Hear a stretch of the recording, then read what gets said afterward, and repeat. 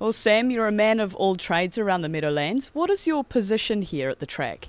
Well, Jess, I think I'm actually, the jack of all trades, master of none, might be the best description. My official title is director of simulcasting, and I handle all the imports and exports for both the Meadowlands racetrack and also for our sister track, Monmouth Park, which is thoroughbred track located down by the shore here in Jersey. I also call the races and heavily involved with the television department and a lot of other things too, projects that need done, I'll get assigned, and I just try to be a one-man wrecking crew. And how long have you been involved in the sport as an announcer? Well, I actually started calling races when I was 14 years old, back in 1976, and I grew up in the state of Michigan in the Midwest, and my dad and my grandfather raced standardbreds as a hobby. We always had three or four, and we just clunk around at the cheap county fairs and the small racetracks and that sort of thing. And from the time I was little, I was just fascinated by the announcers. So instead of playing cowboys and Indians when I was a kid, I had little plastic horses with numbers taped on their back and ran them around in a circle and would pretend to announce races.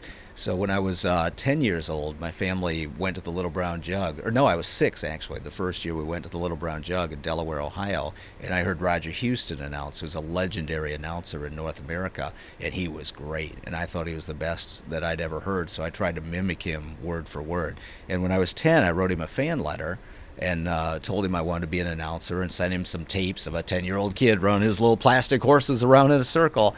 And I actually met him at the Little Brown Jug that year, and I kept in touch with him, wrote letters and everything. And when I was 14, in 1976, I went out and stayed with him and his family at the Meadows Racetrack in Pennsylvania. He actually hitched a ride to get there, and he let me call qualifying races, and that's how I got started.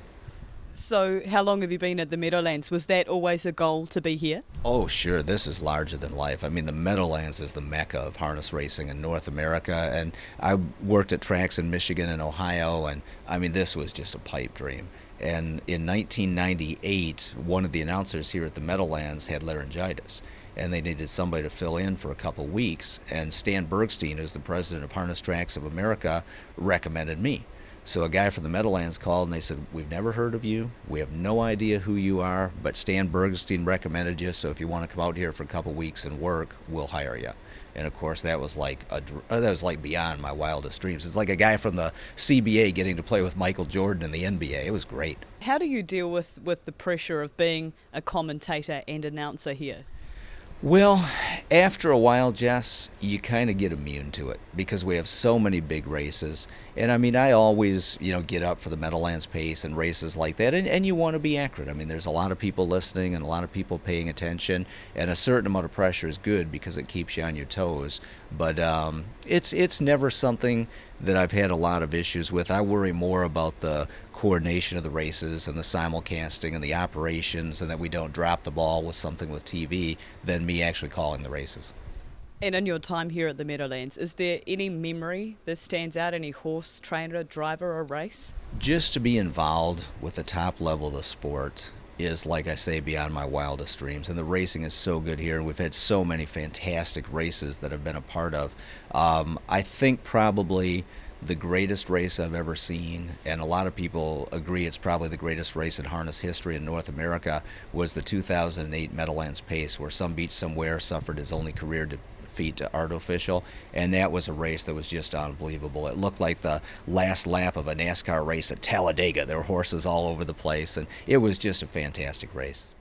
And outside of the racing, I understand you still have involvement with horses, but what's your passion outside of the racetrack? Well, I'm kind of a redneck, I guess you would say. My wife and I are huge NASCAR fans. We love to watch NASCAR auto racing, which I don't know if anybody in New Zealand pays attention to, but we get a kick out of that. And we both grew up with race horses and saddle horses, and we've got a few at our place. Our daughters were involved in riding.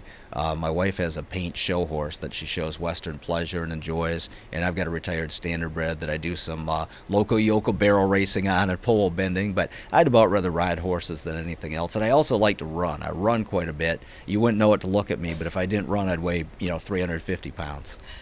Well, it certainly is a totally different diet over here in the United States. But Sam, is there anything left in your career, any goals that you have that you'd like to get done?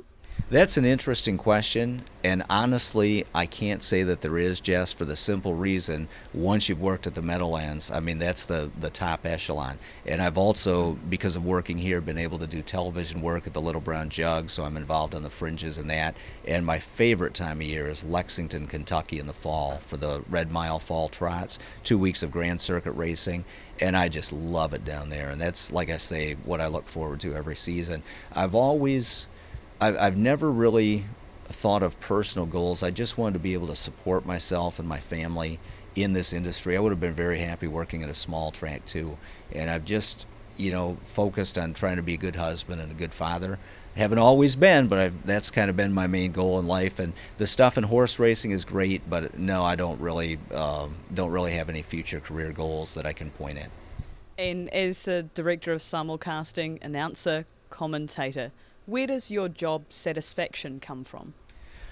I would say my job satisfaction comes from when the Meadowlands does well, because there's a lot more to it than just announcers or just the racing itself. I mean, there's so much that goes into operating a racetrack, and no matter what I'm involved in, if it goes well, I'm happy. Like I was just tickled to death with the simulcast test with you guys down under and with Australia. We put a lot of time and effort and work and coordination into that, and when it went well and when the signal came across well and was well received, like that's probably been the high point of my year so far.